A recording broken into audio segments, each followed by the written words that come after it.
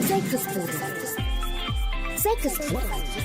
By beaming into various sectors that are impactful to our growth as a nation, From energy, mining, transport, construction, agriculture, entertainment, banking. and health. Make it that as we bring you insightful and meaningful conversations. To spark your attention. Sector Spotlight shines another bright light into your homes this season. Sector Spotlight. Sector Spotlight. By beaming into various sectors that are impactful to our growth as a nation, From energy, mining, transport, construction, agriculture, entertainment, banking. and health. Make it that as we bring you insightful and meaningful conversations. To spark your attention. Sector Spotlight shines another bright light into your homes this season.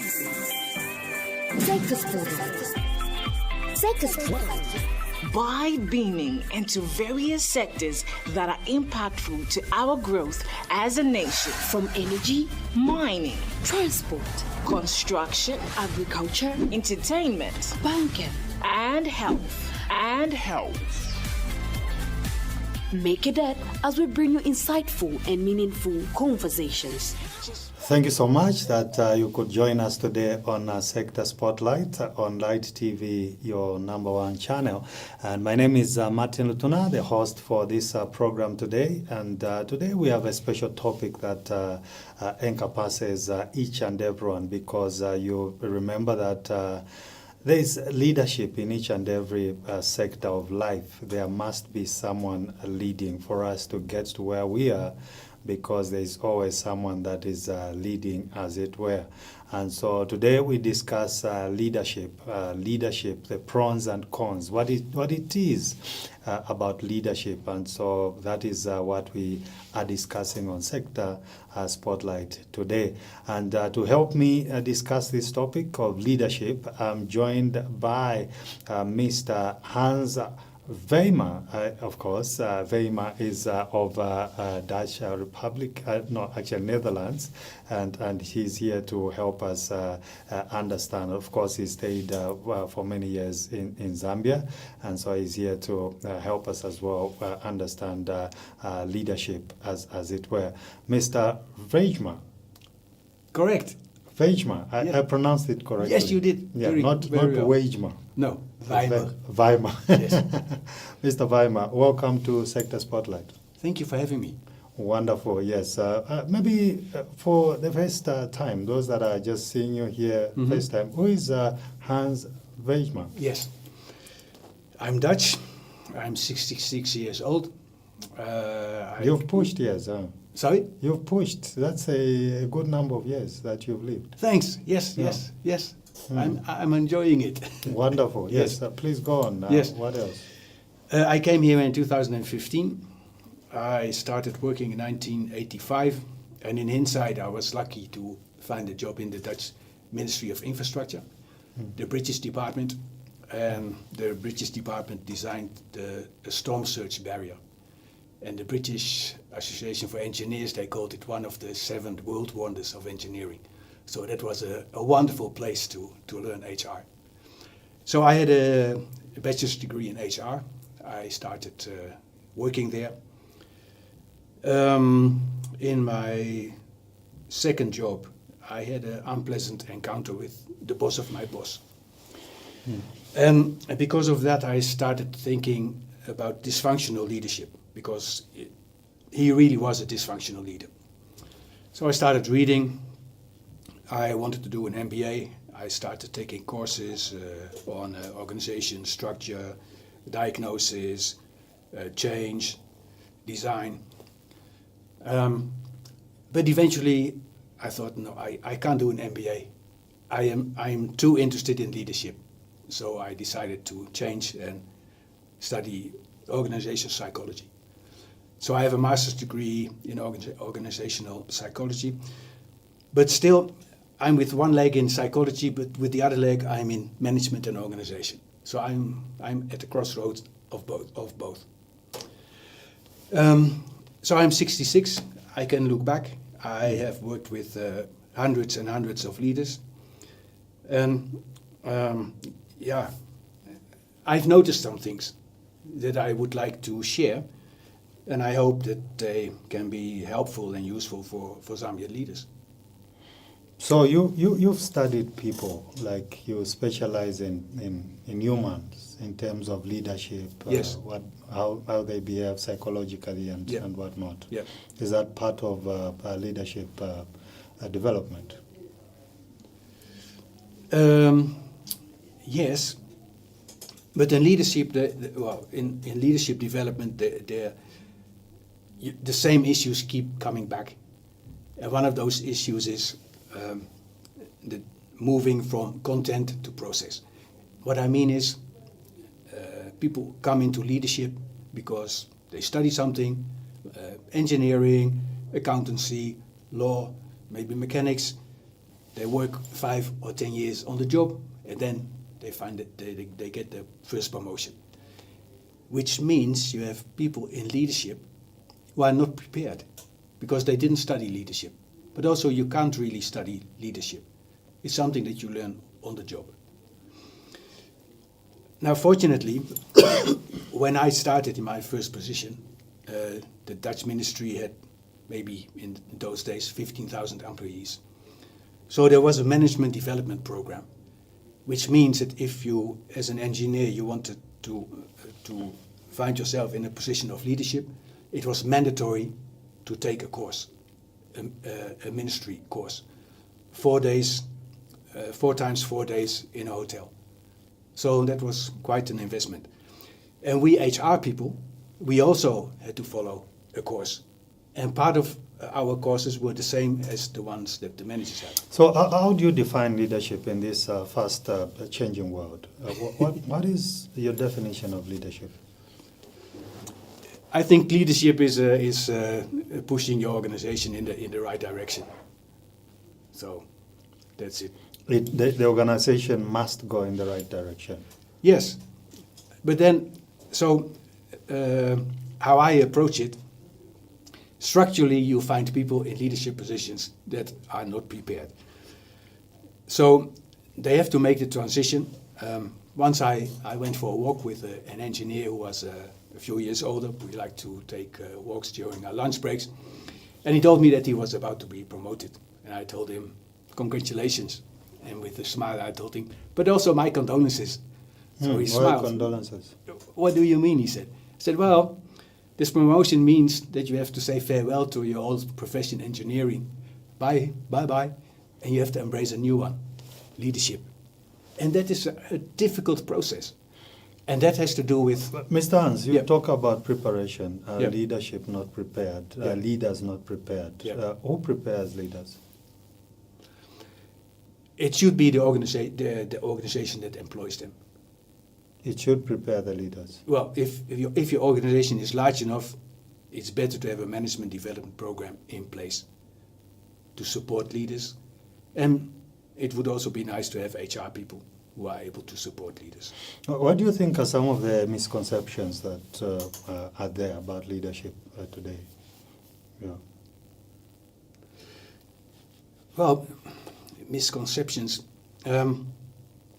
If I continue on this item of leaders are ill-prepared, if you are in a position of leadership, but you continue thinking from your old profession, then you are not effective. Because let's say you are an engineer. You are still thinking like an engineer and you are in a management meeting. In a management meeting, it's not about being an engineer. It's about you have to guide the process. But that's what you're bringing to the table, because you're an engineer, and Yep. your thinking should be engineer in nature, because that is what you bring to the table. You're a leader because you're an engineer. So people have you've risen to leadership based on that. So why should the thinking be different? If you still behave like an engineer, you are not a leader. So you have to be able to make this transition from thinking in content to process. Instead of thinking what, finding a solution, to how. Your team has to find a solution. You can also think... Shed some more light on content and process. How different are they? Yeah. Which one content comes is first? what? When you are an engineer, you think like an engineer when you look at the problem. When you are an accountant, you think accountancy. But you have to move away from that because you are the leader. You have to think process. So how, as a team, are we going to do that? Is everybody discussing, do I have the input that I need? And that's something that leaders in practice, they keep having issues with that. Content and process. Yep. You should have an idea of how you're moving towards to achieving content. You have so to. You have to follow the process. You have to forget this need of, I have to find a solution for this problem. You are the leader now. It's your responsibility that the organization finds it. Mr. Hans, what is changing about someone when they are just an ordinary person working in the organization, and in the moment they are appointed a leader, what must change about them? Should they be a different person? Are they going to be a boss, like bossing around people? Are they just like anybody else? And I know there are different types of leadership. So now, talking about leadership, when somebody is appointed, like promoted to leadership, what is changing about them? One thing that is changing is that before you are a leader, if you have a silly idea, then your friends or your relatives, they will pull your ear. Ewe, what are you thinking? This is really a bad idea. Don't do it. When you are a leader, it's people respect you and they're not going to tell you the truth anymore. Because you are in a position where you can give favors. Why must they not tell you the truth? You are a leader and then they should be faithful enough. So why won't they tell you the truth? Because you are in a position like an employee. If you are critical towards your boss, he might not promote you. So you have to lick their boots. In practice, that's what many people do. So as a leader, you have to be prepared and you have to organize your feedback. Is that a good thing that someone should be licking the boots of the leader for them just to position themselves for promotion? No, of course not. No. But it is what happens is it's the reality in organizations. And you think some leaders promote that, and the employees are okay with that they can be bootlicking? Leaders they must be aware of this being the reality. And the higher you grow, the less honest people will be with you. So that's why it's important to organize your own feedback, that you still have friends who tell you the truth, that your wife or your husband or your children still tell you the truth. You must invite it, and you must be aware of things that the way people approach me, the way people tell me, it might not be entirely truthful because they have an interest. I know you specialize in organizational leadership, and so there are different levels of leadership. So where does this organizational leadership apply? Is it in each and every sphere of life, or is just specific to an organization? My field of expertise is within the organization. That's what I've studied, that's what I've trained for. Everything outside, I don't really have an opinion on that. I want to stay within my specialization, which is leadership in organizations. So your expertise in leadership development, who in particular, can you have a family leader, political leader, church leader, company, or is it corporate leader? Who exactly are you targeting in this kind of development? Me, I'm interested in organizations, so corporate. But the government organization, like where I started, there was a management development program in place. So I was a civil servant. So the civil service in Zambia could do the same. Do you think leadership is different at different levels, or the same leadership principles apply overboard? I think there are definitely some general principles that apply everywhere. Yeah. So the same leader can be a family leader, and they go to national community leader, and then the same person in all these Martin, different. I don't know, but again, my field is leadership in organizations.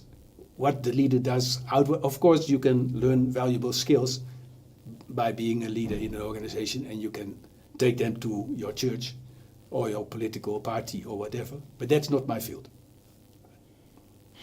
Organizational leadership. Where do people in an organization get their leadership training from? You talked about the company, the organization supporting them, but before that organization, where are they getting this training? Do they go to school to learn, or what is it? Here in Zambia, I don't really know. But I've noticed one thing. You can divide HR into one is admin, salaries, following the law and the collective labor agreement. That's one. The other thing is behavior. Leadership is behavior. How do we communicate in the organization? How do we learn? Culture. Culture, yes. I think that part is not really developed. So most of the emphasis is on admin, salaries, and following the law. And that's a very limited approach. And also, that's the foundation. It should be okay. But if you don't develop the other side, then your organizations can't really grow into strong organizations. Are leaders born or developed? Made? Yeah, leaders are developed.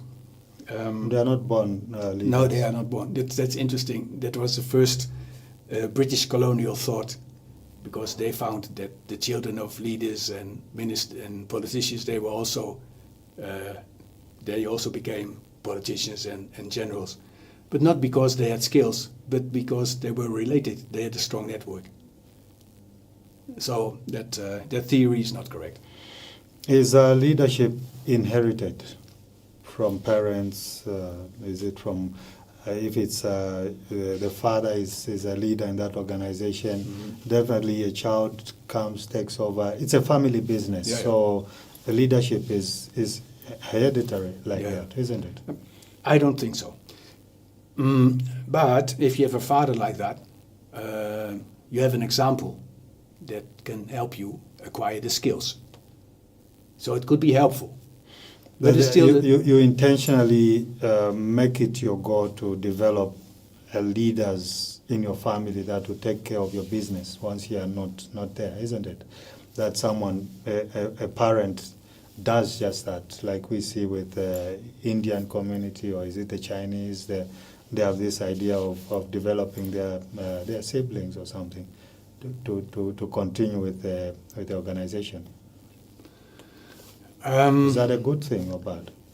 That's a good thing, but I think then you talk more about keeping the business in the family than leadership. And yes, culturally, like Jewish people, Indians, they have those mechanisms in place. Yep. And in Zambia, I don't think we have it. Not like that. It's not there. Talking about culture, organizational culture, who is responsible of holding on to culture and seeing how this works? Yeah, I like that question. If you ask me how do you define organizational culture, I would say how we do things here. It's not written down, but everybody knows it. So examples are, there is a meeting planned at 9. Is everybody ready for the meeting 2 minutes before 9, or the meeting starts 10 minutes past 9? Zambian time. Zambian time. That's culture. It's a culture. Yeah. Who gets promoted? Is it the one who is a creative thinker and sometimes disagree with the leader, or is it the one who always agrees with the leader? That's those are all part of organizational culture. And hierarchy is also a part of organizational culture. You mentioned the people with the background in the military. Mm. If your hierarchy is so strong that people are not going to give you honest feedback, or they are not going to really discuss what could be improved in the organization, then you have a problem in your organizational culture, because it means that your organization can't grow. Is there a standard culture, organization culture, overboard in terms of leadership? No, there's not. It's very dependent on in which field you work. What's the right culture for an organization? Oh, that's a very broad question. I think what is important for a culture is that learning is possible. Because if learning is not possible, you can't improve as an organization. And I think that is where we have problems in Zambia. So the culture inhibits learning. And also an organization should be safe for employees. You don't always have to like your work, but at least you should feel safe. And when that is not the case, then something in your culture is wrong. Who takes responsibility if there's a poor working culture in an organization? People coming late, not respecting the guidelines for an organization, not doing due diligence in terms of their output, in terms of supporting the organization. What must be done, or who is responsible for that? So the leader is the guardian of the organizational culture. So the leader is responsible. And changing organizational culture is not easy. And so sometimes people think, but organizational psychologists, why are you needed? Well, this is an example. Because in the end, the leader is responsible. If it's part of the culture that people come late, then yeah, you have to do something about it. Fire them and get people that will come early. That's probably not the best solution. No. What's the best? That depends on the situation. But it's a process. When there is a performance issue with an employee, you don't have to fire them right away, but you start with the process of communication. First, you explain what the issue is, and maybe there's a good explanation why things are not going well. In practice, sometimes it has to do with the leader, sometimes it has to do with organizational issues. So first you have to figure out what exactly is the cause, and then you try to find an agreement about what can we improve. And after a few months, or maybe 6 months, if there is no improvement, then you can start talking about maybe it's better that you find something else. But that's not how you start. And I think when people in the organization structurally come late, you should do the same process. You talked about the leader being guardian of corporate culture, or is it organizational culture? Yeah. So if he's a guardian, and then he's doing all he can to propel that organization to profit, if it's a profit making, and then no results are seen. Does that speak to the fact that the leader is ineffective, or maybe there is a problem elsewhere? That depends on the situation.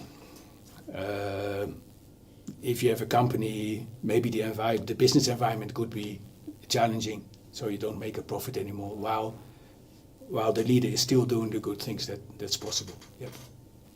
So it's not the leader, but it's just the environment itself. It depends. It could also be the leader.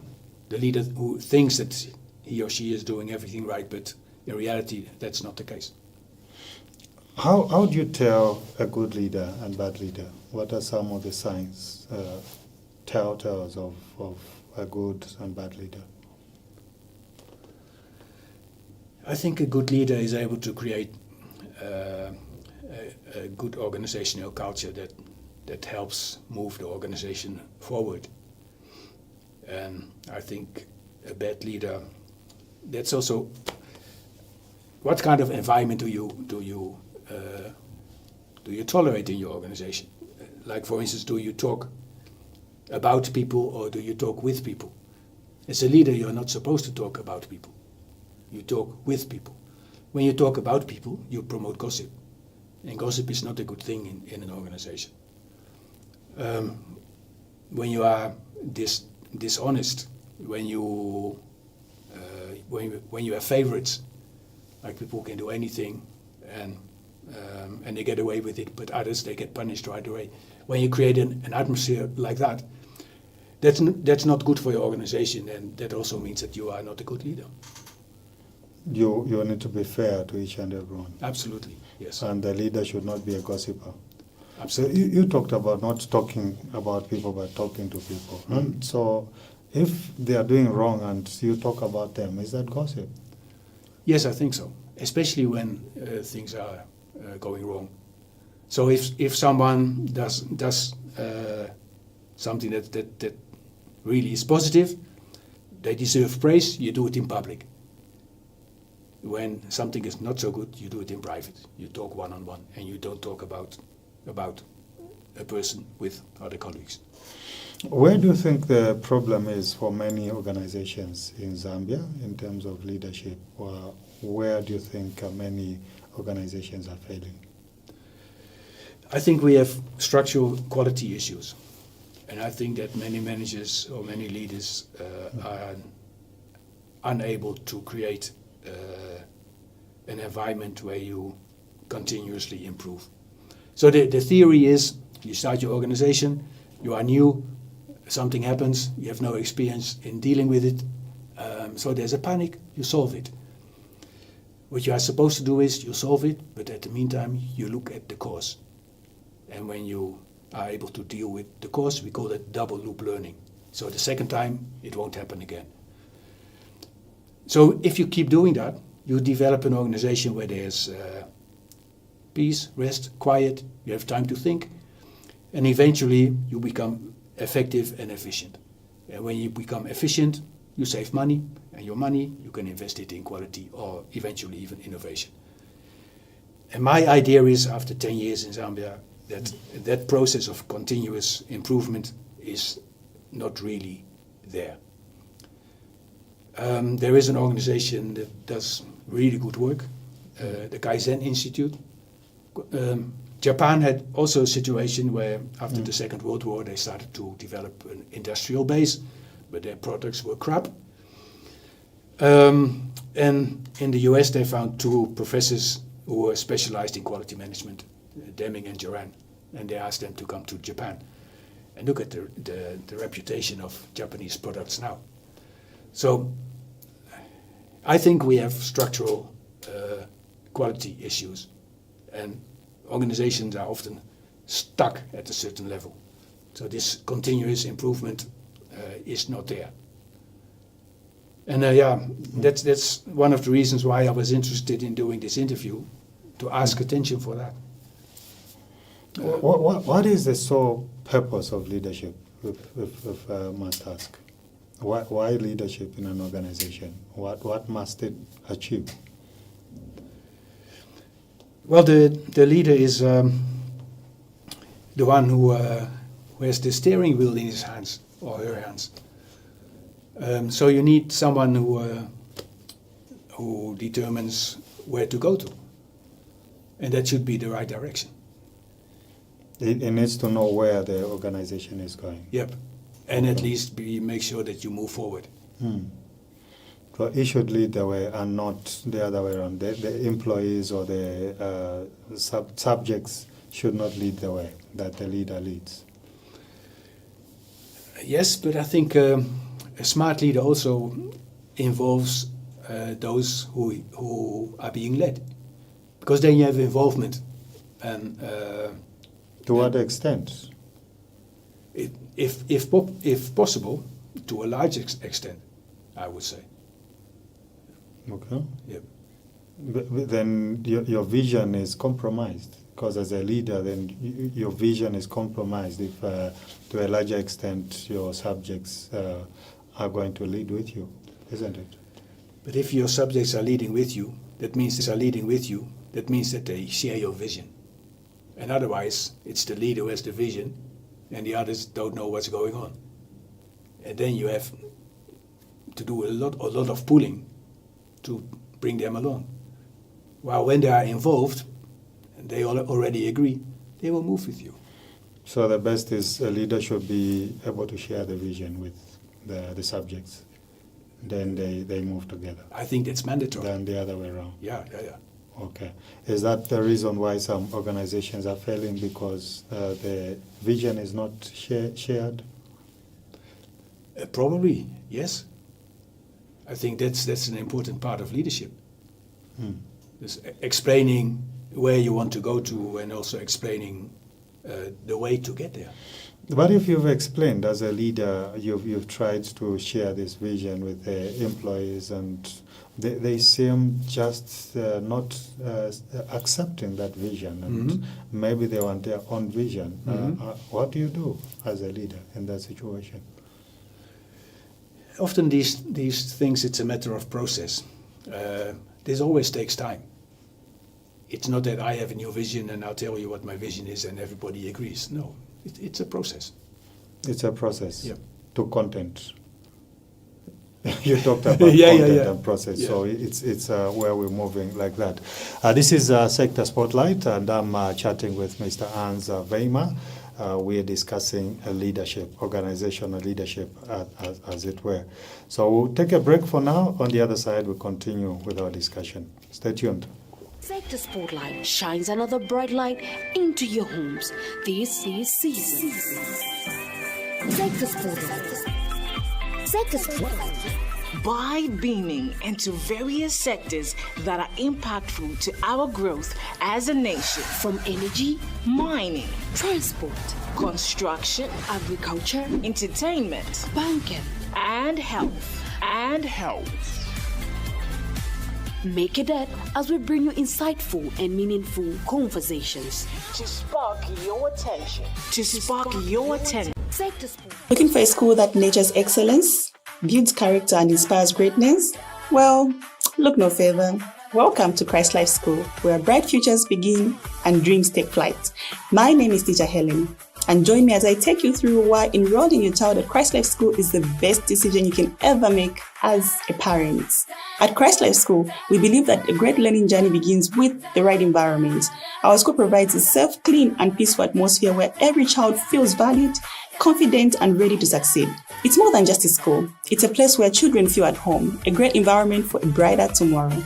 Knowledge is power, and our well-stocked library is the heartbeat of academic excellence. With a wide variety of books, learners are encouraged to read, explore, and expand their minds beyond the classroom. Read more, discover more, become more. At Christ Life School, we don't just teach technology. Oh yes, we don't just teach technology. We put it directly into the hands of our learners. Every child has access to a computer, ensuring that no one is left behind in this fast-moving digital world.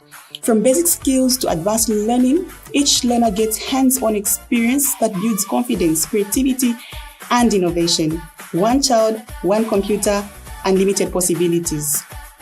And when it comes to science, we take learning beyond the textbook. Yes, we take learning outside the textbook. Our fully functional laboratories are designed to bring ideas to life through the experiments and discoveries aligned with the competence-based curriculum. Our labs promote critical thinking, problem solving, as well as practical skills that learners can use in the real lifetime. Here, learners don't just memorize, they explore, create, and innovate. Think it, test it, prove it. That's the Christ Life way. Yes, that's indeed the Christ Life way. What's school without a splash of fun? Our swimming pool provides learners with an exciting opportunity to develop swimming skills in a safe and supervised environment. Dive into excellence, swim into success, where our learners develop physically, socially, and emotionally. From football athletics, every child is given the chance to shine. Strong bodies, sharp minds, winning spirits. Our spacious classrooms are designed for comfort and effective learning. With enough room for interactions and creativity, our learners stay focused, engaged, and ready to achieve their best. Comfort meets concentration for excellence. At Christ Life School, we understand that learning requires energy. Yes, learning does require energy. That's why we provide nutritious and well-balanced meals to keep our learners healthy, active and ready to learn. Healthy meals, healthy minds, bright futures. At Christ Life School, we don't just educate. We inspire, nurture, and prepare learners for a successful future, build confidence, unlock potential, and shape tomorrow's leaders. Christ Life School, where excellence meets purpose. Yes, I'll say that again. Christ Life School, where excellence meets purpose. Enroll today and give your child the gift of quality education, innovation, and success. As our motto goes, Christ Life School, hard work and excellence. Christ Life School, where my heart is trained. Hands, hope, all in His name. Hard work, now future on display. Excellence in every step I take. Sector Spotlight shines another bright light into your homes this season. Sector Spotlight. Sector Spotlight. By beaming into various sectors that are impactful to our growth as a nation, From energy, mining, transport, construction, agriculture, entertainment, banking, and health. You are still on Sector Spotlight with me, Martin Lutona, and my guest is Mr. Hans Weijmer, who is actually a leadership expert and is helping us understand issues related to leadership. And so before we went on break, we did talk about focusing and going forward as a leader, making sure that the vision is shared, as it were. So if you have a question or contribution, the numbers that you call is 0974 578988. 0974 578988. That number gets you through to us, and then you can ask that question to Mr. Hans, or you have a contribution to make. That's the number that you can call. The phone lines are open. Our phone is open, so you can call, or you can send your question or comment on Facebook. We'll be able to read that and appreciate that you are watching. Mr. Vance, help us understand the structure of an organization. What is contained in an organization? You want me to explain the structure of an organization? Yes. Okay. Standard organization. You start with, you have a goal for the organization. Let's say here there's a school. So we want to teach. That's a big goal. But you can't have one person who does everything. So then you divide from this one goal. We have teachers, we have admin, we have other things. And then you go down and you come to individual positions. So that's organizational structure. But the way how you do that has a huge impact on how people feel in the organization.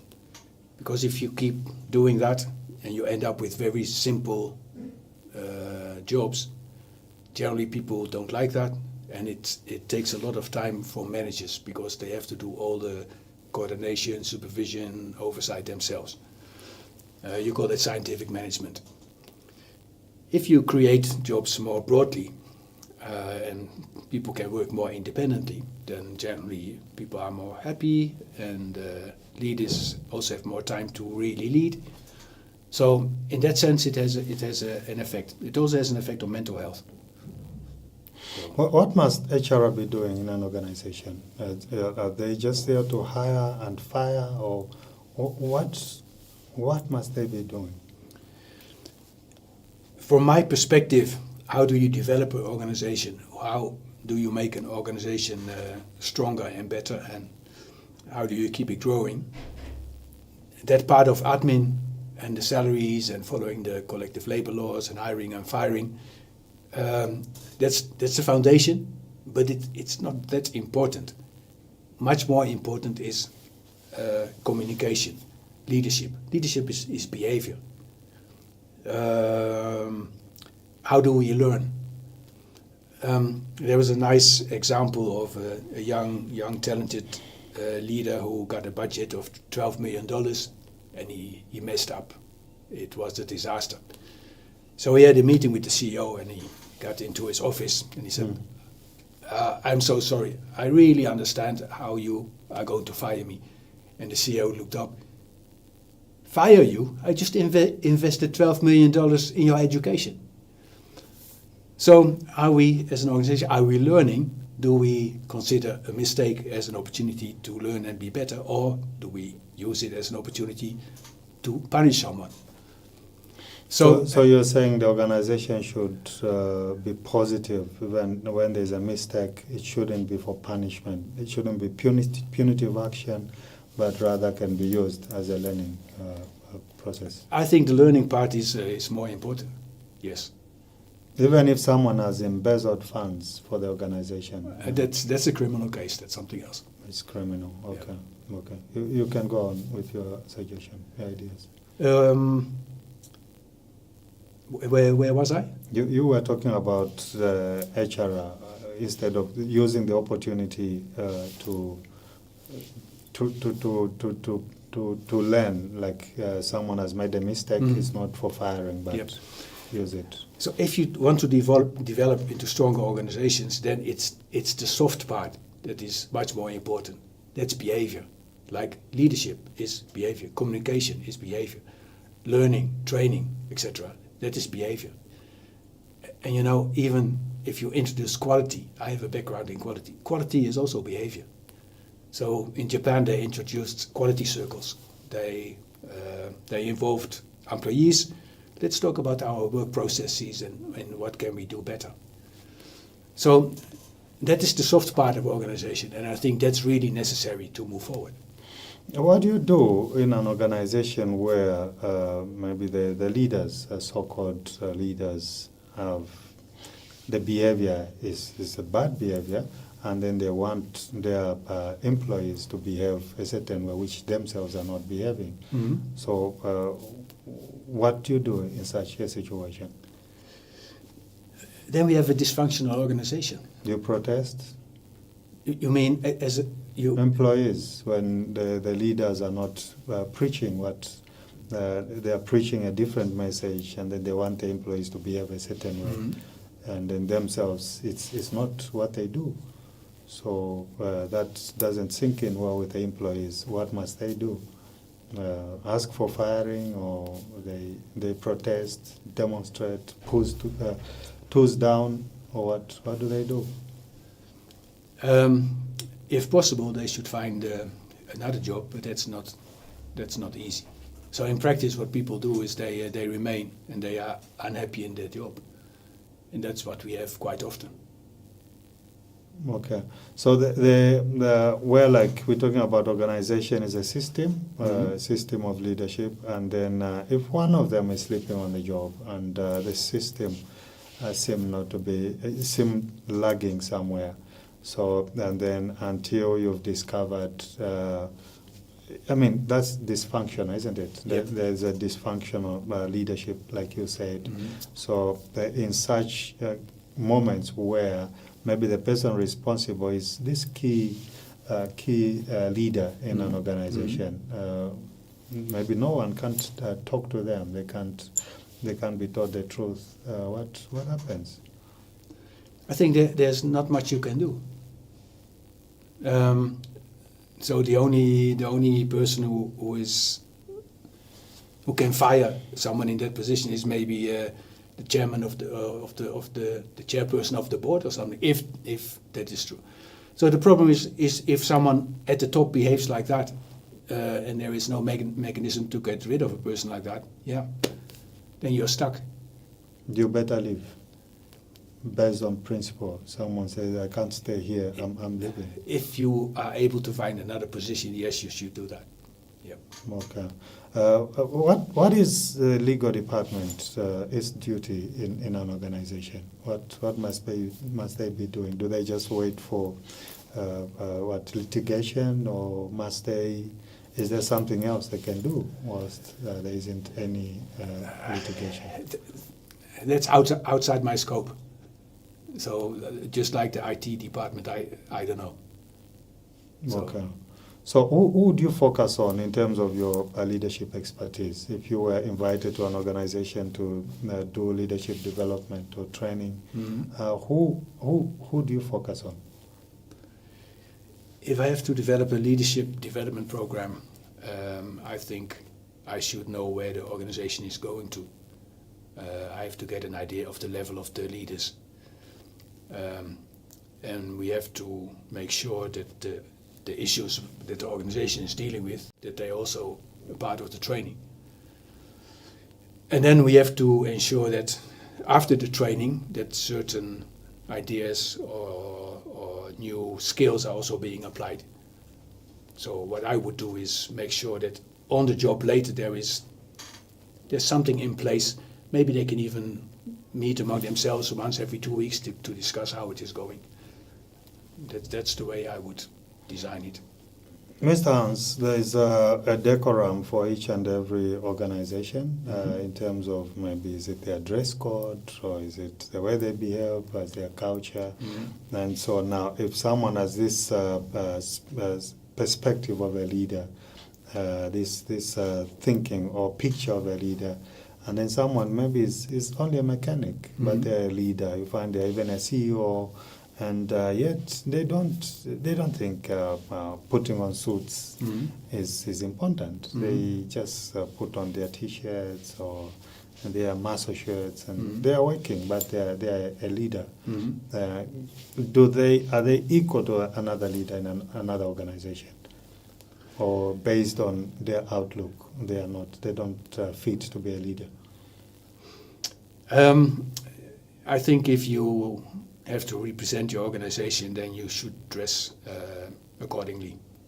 So even as a CEO, if you like your T-shirts, if you represent your organization, you should wear a suit. But in the organization, if you don't have contact with outsiders, I don't have a problem with wearing what you want. But this is also very cultural. I think in Western Europe, people even go to work in jeans and T-shirt. Here it's different. So it depends with the culture. It depends on the culture. And you would still say if you are representing your organization, dress a certain way that you speaks to the organization. Or if you say if someone, their culture is, when they're inside, it doesn't matter what they put on, but when they're out there, they should represent the organization a certain way. I think so. Their suits. Yep. Okay. I've been to functions in the Netherlands where I found myself having a conversation with someone who was just dressed normally, and later you hear, oh, that was the CEO. But it's a first impression. But when you are the leader, you are the leader. When you are being accepted, because then it doesn't matter anymore.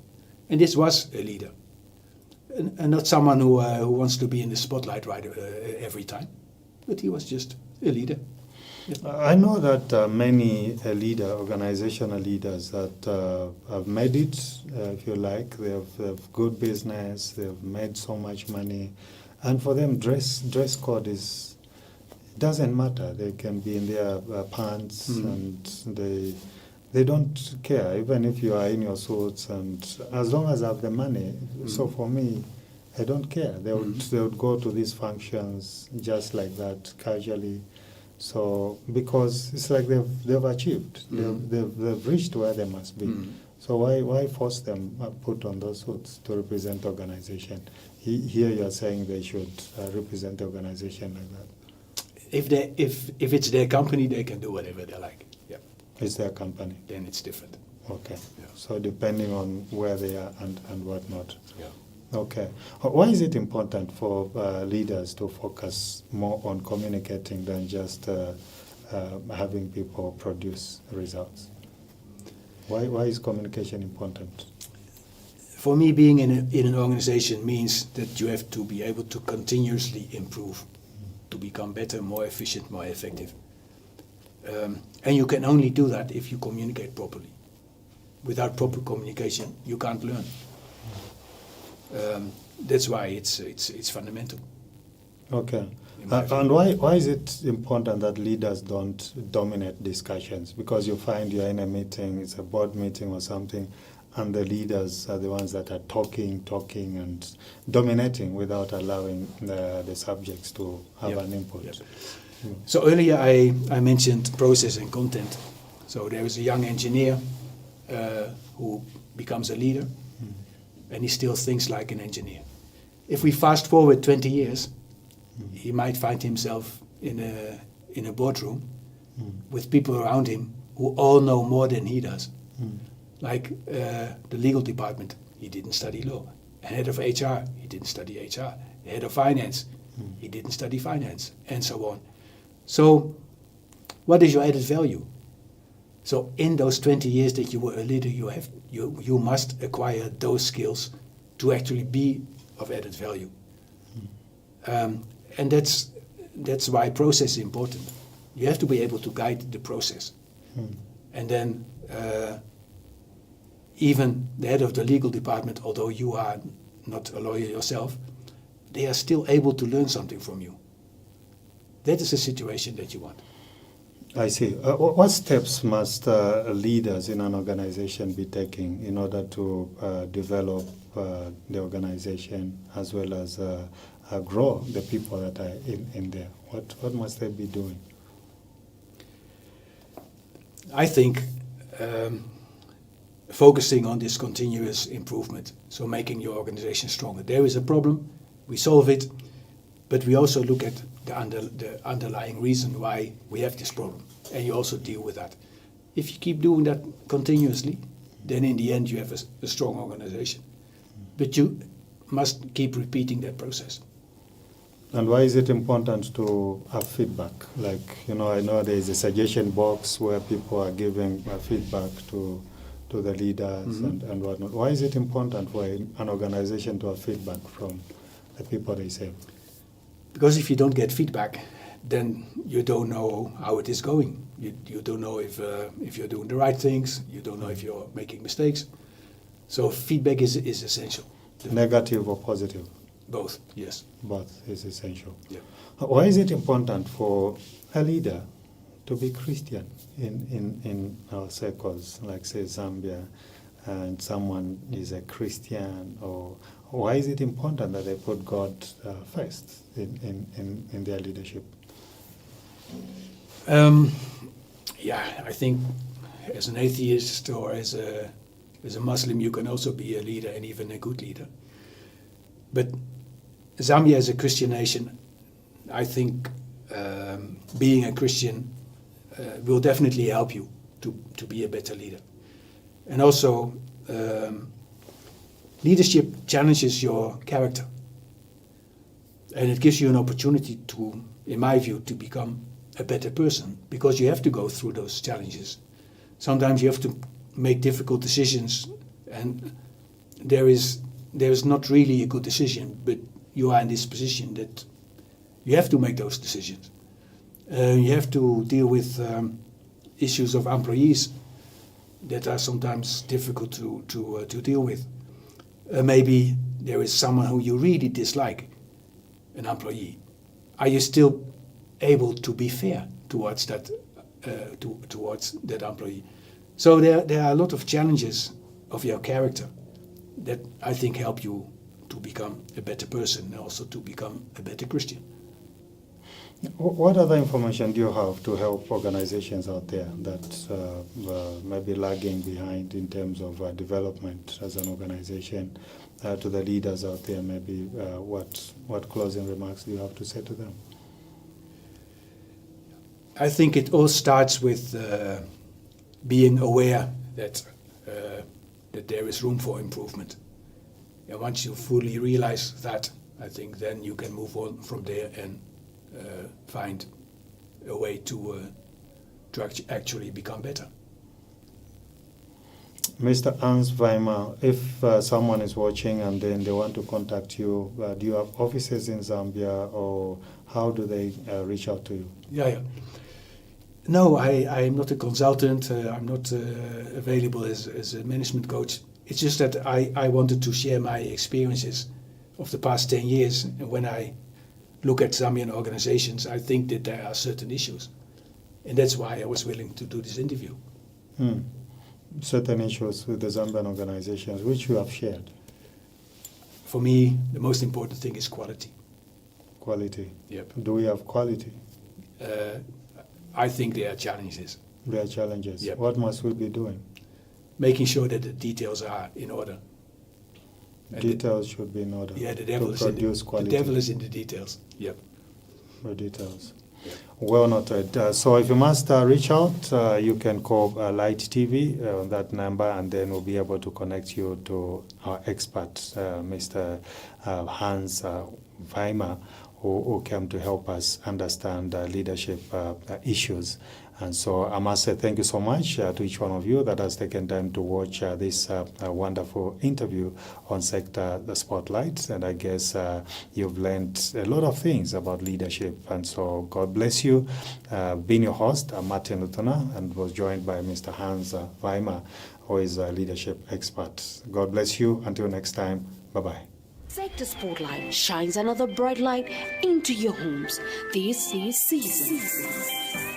Sector Spotlight. Sector Spotlight. By beaming into various sectors that are impactful to our growth as a nation.